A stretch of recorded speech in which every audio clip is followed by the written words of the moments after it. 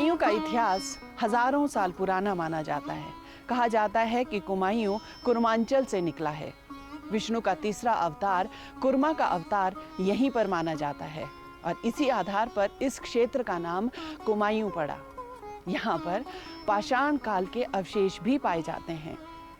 नैनीताल में मां पाषाण देवी का मंदिर भी है। कहा जाता है कि पांडवों ने अपने जीवन का महत्वपूर्ण समय इन्हीं कंदराओं में व्यतीत किया था और अपने जीवन का अंत यानी स्वर्ग की यात्रा यहीं से शुरू की थी, जिसे स्वर्गारोहिणी भी कहा जाता है। लेकिन आज ये मार्ग लुप्त हो चुका है। कुमायूं के हर कोने से माता नंदा देवी के दर्शन होते हैं। माता नंदा देवी माता पार्वती का ही रूप मानी जाती हैं। कहा जाता है कि यहाँ पर बहुत साल पहले कोलियां जनजाति का राज्य हुआ करता था, जिसके नाम पर इस क्षेत्र का नाम कुमाऊं पड़ा। गौतम बुद्ध की माता मायावती भी इसी जनजाति की थी। तो आइए मैं आपको ले चलती हूँ कुमायूं की सैर पर।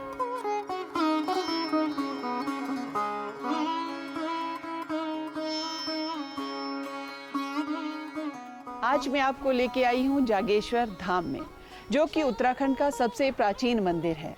यहाँ पर स्वामी शंकराचार्य जी ने 12 ज्योतिर्लिंगों की स्थापना में से एक ज्योतिर्लिंग की स्थापना यहाँ पर की थी। तो आइए इन सब बातों के बारे में पता करते हैं यहीं के पंडित जी से। नमस्कार पंडित जी। नमस्कार पंडित जी, इस मंदिर की महानता बहुत ज़्यादा है, जैसा कि हम सब लोगों ने पढ़ा है। क्या वो वजह है? मैडम, ये कहा जाता है ये पूरे भारत में 12 ज्योतिर्लिंग हैं। उनमें सौराष्ट्री सोमनाथन च श्रीशैलिन मल्लिकार्जुनम, उज्जैन में महाकाल, परल्याम महाराष्ट्र में है वैद्यनाथ, टाकिन्याम भीमाशंकर, सेतबंदी तो रामेश्वरम, नागेशम दारुकावने, ये 8वें नंबर के ये ज्योतिर्लिंग कहे जाते हैं। वाराणस्याम च विश्वेशम, त्र्यंबकम गौतमी तटे, हिमालय में केदार हैं, घुष्मेशं शिवालय। इस तरह से पूरे 12 ज्योतिर्लिंग हैं। उनमें 8वें नंबर के ये कहे जाते हैं। नागेश, यागेश, जागेश 3 नामों से जाने जाते हैं। जागेश्वर जागृत रूप में होने से इसलिए जागेश्वर कहा जाता है। दारुका बने का आशय है, दारू देवदार को कहा जाता है। ये देवदार का जो विशालकाय जंगल है ये केवल 2-2.5 किलोमीटर की परिधि में है, इससे बाहर यह नहीं है। इसके मध्य में यह ज्योतिर्लिंग विराजमान है, इसलिए ये स्वयंभू हैं। और कई ज्योतिर्लिंग स्थापित किए गए हैं, लेकिन ये स्थापित नहीं है, स्वयंभू हैं, अनादिकाल से हैं, इसलिए यहाँ की महत्ता ज़्यादा है। जी पंडित जी, जैसा मैं यहाँ पर देख रही हूँ, हर तरफ मुझे मंदिर ही मंदिर नज़र आ रहे हैं। और मैंने बाहर पढ़ा भी कि इसी जो अंदर हमारा ये कॉम्प्लेक्स है, इसमें 125 मंदिर बने हुए हैं। तो इनके बारे में बताइए आप। इतना विशालकाय मंदिर है ये। ऐसा कहा जाता है, ऐसी मान्यता है, कहीं पर ऐसा पुष्ट प्रमाण तो नहीं है, लेकिन जनश्रुति के अनुसार ये कहा जाता है कि ये ज्योतिर्लिंग जो है मुख्य मंदिर जागेश्वर, यह विश्वकर्मा ने बनाया था, यह जनश्रुति के अनुसार है। तो यहाँ पर जो श्रद्धालु अपनी सच्ची श्रद्धा से आते हैं उनकी मन्नत पूरी करते हैं। तो ऐसी मान्यता है कि लोग आए यहाँ पर, उन्होंने अपनी मन्नत बाबा को लगाई, मन्नत पूरी हुई, तो उसके बाद उन्होंने, आज के युग में मन्नत पूरी होती है तो भंडारा कर देते हैं, छत्र चढ़ा देते हैं, घंटी चढ़ा देते हैं। लेकिन तब ये रहा, ये जनश्रुति के अनुसार है कि मन्नत पूरी हुई तो लोगों ने मंदिर बना दिए, और जिसकी जिस तरह की सामर्थ्य थी उसके अनुरूप, उसके अनुसार उन्होंने ये मंदिर बना दिए, इसलिए ये मंदिर बने हुए हैं।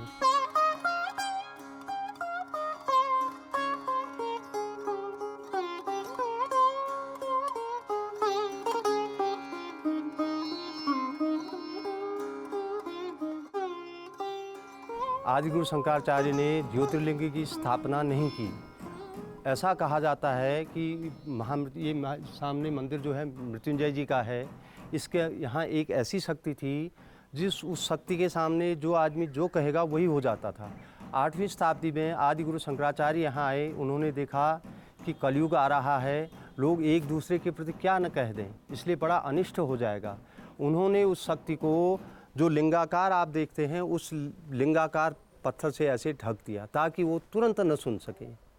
इसलिए उन्होंने इसको किलित कर दिया उस शक्ति को, ताकि वो तुरंत न सुन सके और तुरंत उसका एक्शन न हो। इसलिए उन्होंने इसको किलित किया है, न कि ज्योतिर्लिंग की स्थापना। ये तो अनादिकाल से ज्योतिर्लिंग कब से हैं, स्वयंभू हैं।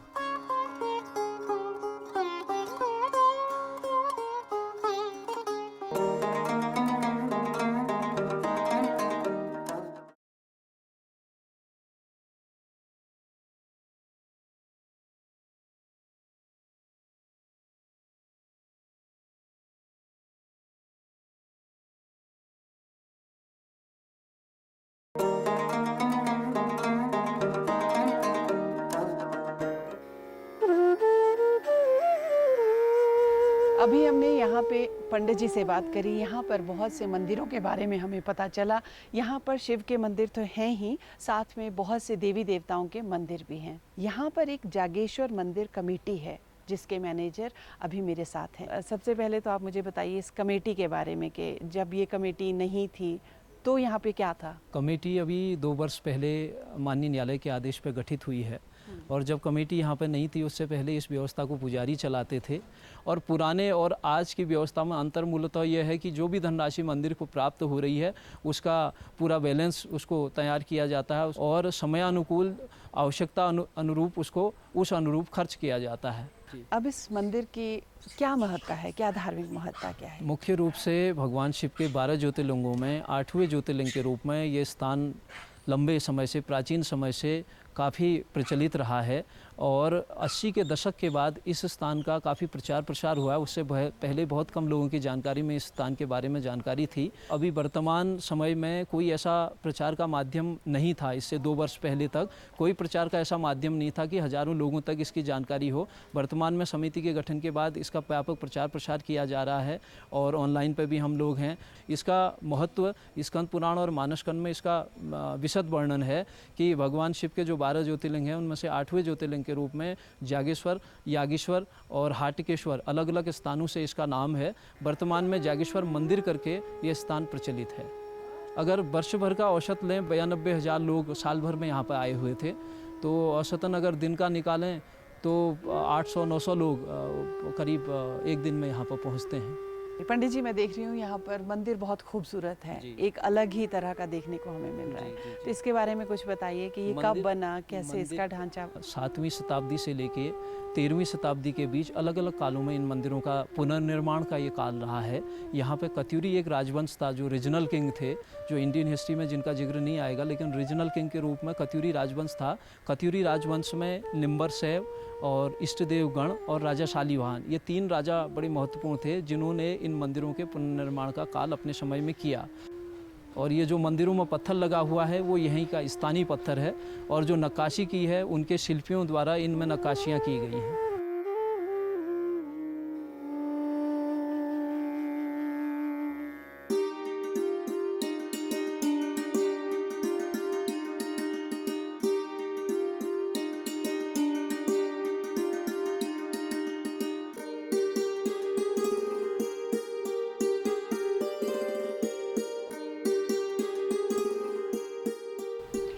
जागेश्वर मंदिर के बाद हम आ पहुँचे हैं दंडेश्वर मंदिर में, जो कि 9वीं और 10वीं सदी के बीच में बना था।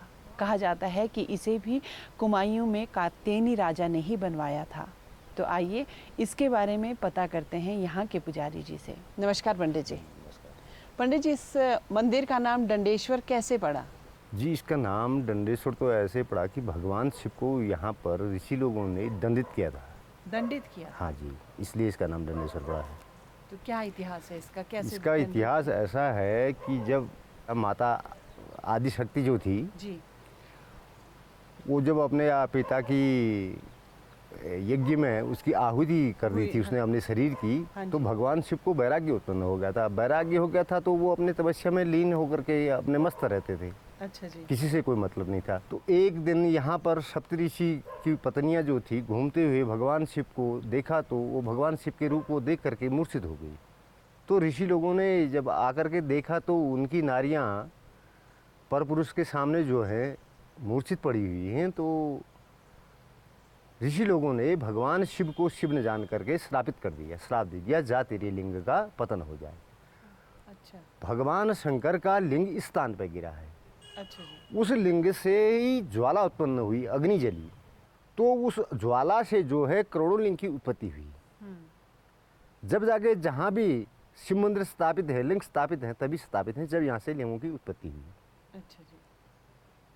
और तब भी उस लिंग की तृप्ति नहीं हुई तो भगवान विष्णु ने अपने उसमें सुदर्शन चक्र डाला। सुदर्शन चक्र से उसके 12 खंड हुए, जो आज हमारे हिंदुस्तान में 12 ज्योतिर्लिंग विद्यमान हैं। लिंग उत्पत्ति का मूल स्थान ये है, जिन लोगों को इस बात की जानकारियाँ हैं, जो अपनी श्रद्धा भाव से मंदिर में आता है, निश्चित ही भोलेनाथ उसकी मनोकामना पूर्ण करते हैं। ये यहाँ का निश्चित फल है, इसमें कोई दो राय नहीं है। जी जी जी जी जी जी जी। तो ये कितना पुराना मंदिर है? 9वीं 10वीं शताब्दी के मंदिर स्थापित हैं, अच्छा जी। लेकिन मेरा तो अपना अनुमान है कि ये उससे भी पूर्व के बने हुए मंदिर होंगे।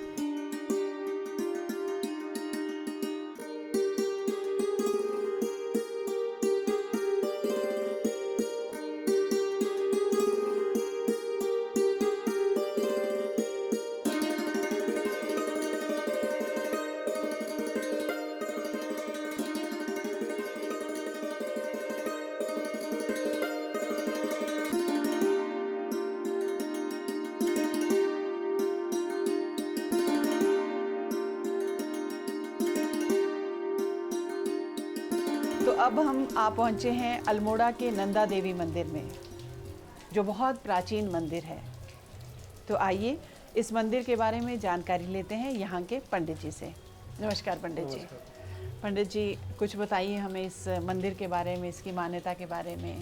इसको कहते हैं कि खड्गंग चक्र गदे सुचा बरिधा शूलंग भूषंडी सिरोह शंकंग संगदयति करैनैनांग सर्वांग भूषणावृताम, कि जो ये महाकाली है, महालक्ष्मी, महासरस्वती, बीच में जो है नंदा मैया हैं, और जो काली स्वरूप हैं इसको तारा कहते हैं, मोहग्र तारा, और नील सरस्वती, 3 विग्रहों में यहाँ मूर्ति है।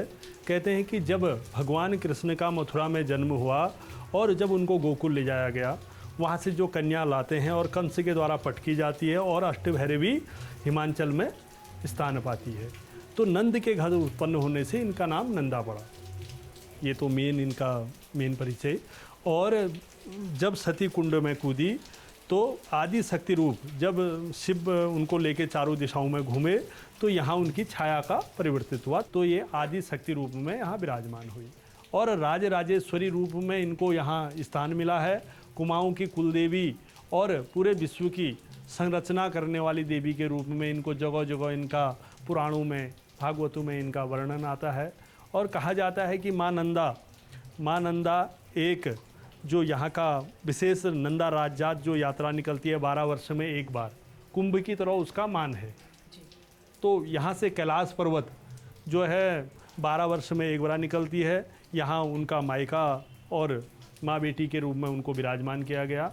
और जो कैलाश हैं उसको नंदा, जो शिव शंकर हैं, उनको उनका ससुराल का दर्जा मिला है। फिर यहाँ जो भव्य मेला लगता है, बड़े देश विदेशों के लोग आते हैं, लाखों हजारों लोग जो है यहाँ माँ का शोभा यात्रा के दर्शन करते हैं। और काली अष्टमी जो यहाँ अष्टमी की जो विशेष पूजा होती है, तंत्र पूजा उसे कहते हैं। अब तो विशेषकर माँ, क्योंकि पहले से तो बलिदान का विशेष प्रचलन था, अब कुछ समय से ये बलि प्रथा यहाँ हम लोगों ने बंद कर दी है। अच्छा। फिर जो उनका डोला उठता है नवमी को, वो यहाँ से डोला विसर्जन होता है। जो 2 मूर्तियाँ बनाई जाती हैं, नंदा सुनंदा, तो उनकी प्रतिमा को सभी लोग उनको अपनी अपनी भिटोई, जिसे कहते हैं कि अपने माँ बाप जैसे बच्चों को भिटोली देते हैं, वैसी उनको भिटोली दे के विदा करते हैं कि माँ अपनी सुख समृद्धि इस नगरी में और हमारे विश्व में, पूरा भारत ही नहीं पूरा विश्व, क्योंकि नंदा जो शक्ति है ये आदि शक्ति रूप में विराजमान है। क्योंकि सभी जगह क्योंकि कहते हैं ना, जब नंदा स्वरूप की जो शक्ति हट जाती है तो शिव भी सौ के समान हो जाते हैं।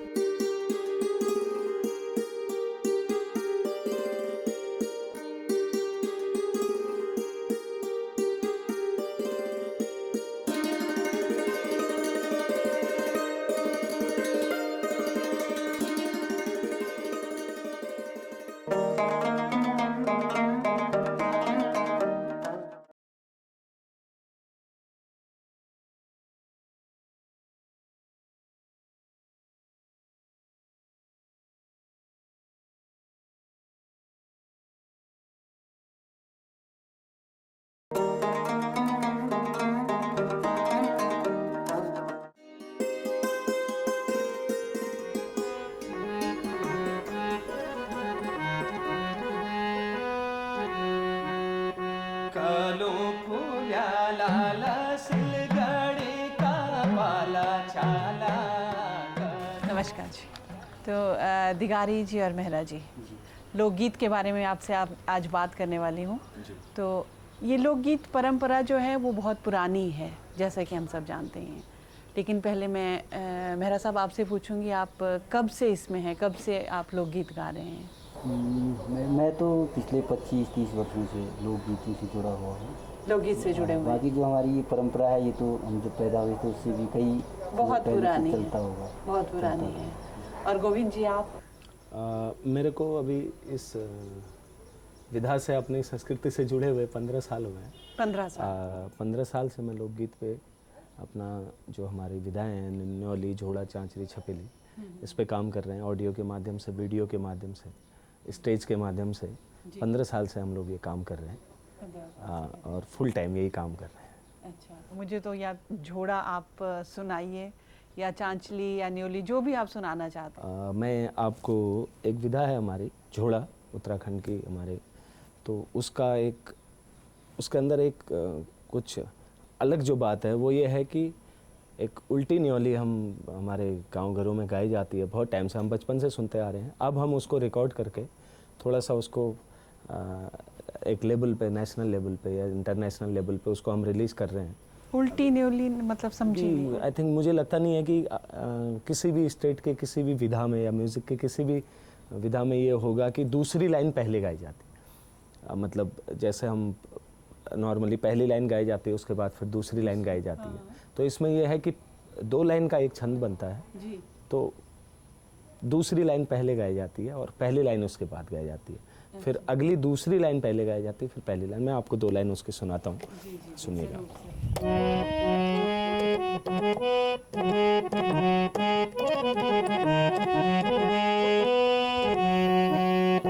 कलो फूल्या लाला सिलगड़ी का पाला छाला।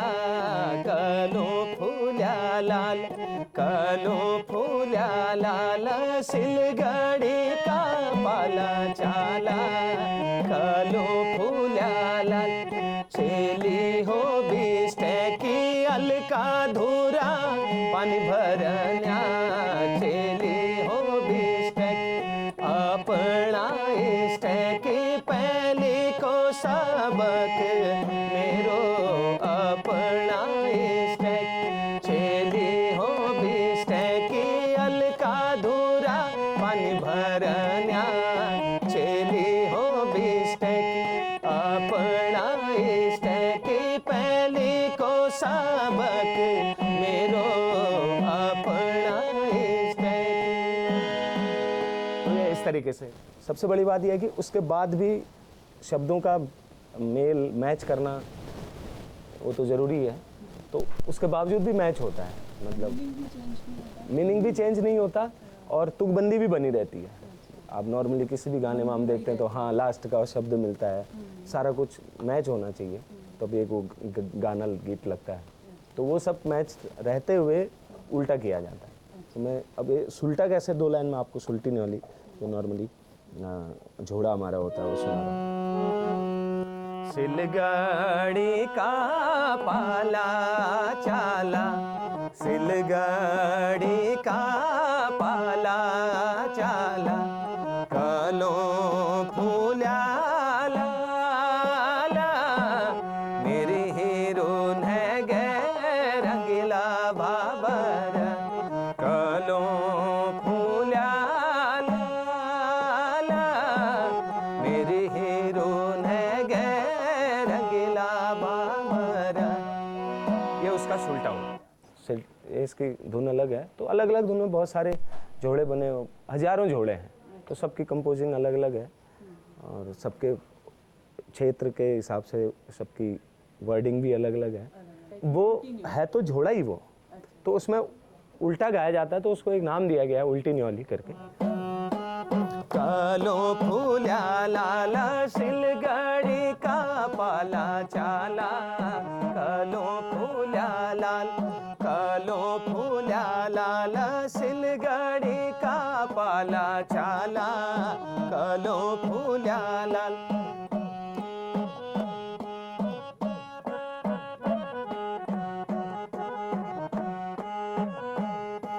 चेली हो बिस्टॅकी अलका धुरा पाणी भरण्या चेली हो बिस्टॅक चेली हो बिस्टॅकी अलका धुरा पाणी भरण्या चेली हो बिस्टॅक अपना इस्टॅकी पहले को सबक मेरो अपना इस्टॅक अपना इस्टॅक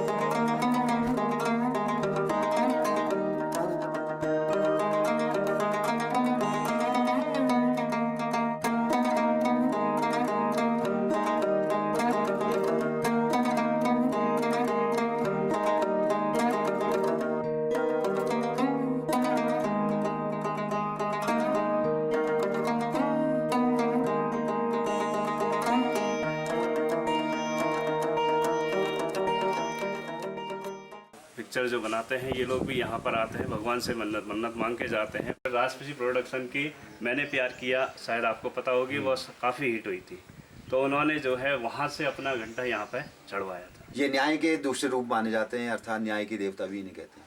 हर धर्म के लोग यहाँ पर न्याय के लिए आते हैं और उन्हें न्याय मिलता है। ओ लाली हो सिया, वधानी लाली